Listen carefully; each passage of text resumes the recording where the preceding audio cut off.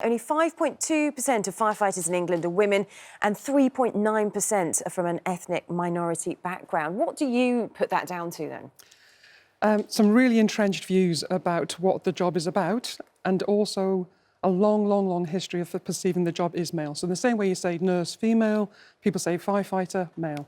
And that's been going on for a long time.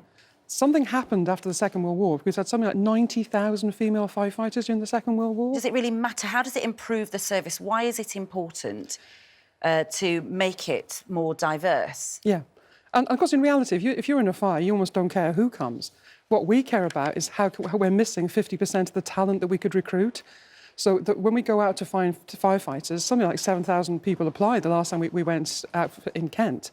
But what you find... Are you still recruiting firefighters? We're still recruiting. I sometimes wonder whether there's been a recruitment freeze. There certainly has been the whole time, but we're still very much recruiting on-call firefighters, and there's a campaign around that as well.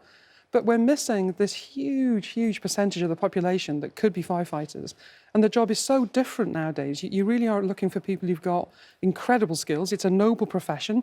You need emotional resilience, you need emotional intelligence, you need a range of kind of pragmatic, obviously technical skills, but you need some stuff. So to exclude all the people who might come to us. Yes. We do have lots of female firefighters who are out there doing really great work in promoting the job. But when you look at the range of, we've got something like 70 female firefighters in Kent. They're from every range of size and shape, but what they are is amazingly skilled in the job in the same way a man is.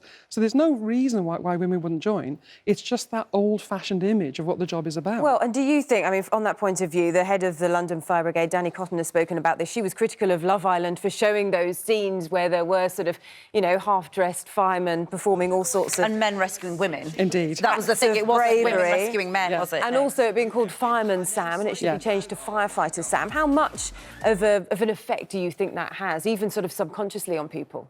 I think a fair bit. I mean, obviously we appreciate Love Island is entertainment, but at the same time... Did you watch it? I didn't. It's hard enough finding a man when you're 55 as it is, rather than competing with that. But I think that whole issue of you know, you're talking to, what is it, 11 million audience, was it, for Love Island? And all of those people are then getting an imagery about men rescuing, females obviously being in this kind of passive role, and then it's firefighter. And at the same time, we've got this amazing campaign that the Home Office have put together, and we've been working with them to say, actually, it's the contra. Please come and join us. And would you like to see Firefighter Sam then, instead of Fireman Sam? Yeah, we would. And I think in terms of, you know, when Love Island's on next year, it'd be fabulous to see some women carrying some men across the piece as well.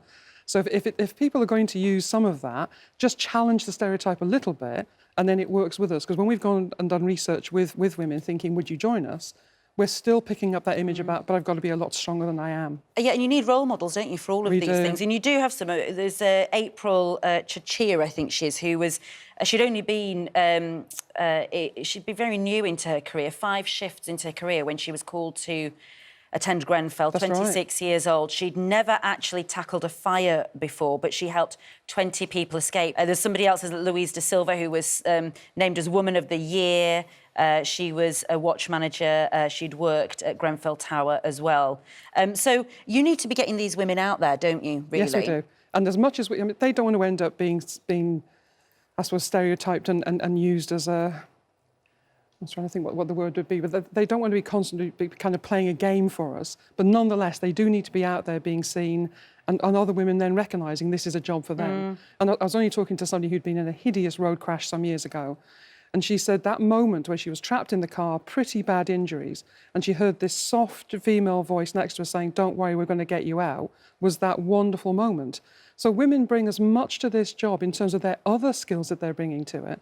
And as ever, it's the two coming together, male and female in teams. We see a much better dynamic in those teams. OK. Would you like to see targets in place? I mean, is that the kind of thing that would help, or do you don't think... As ever, we want the best candidates? person for the job. We always want the best person for the job. What we want is just to get this huge part of our population... To make it look like a career worth going for. Come for a career. We're great to work for.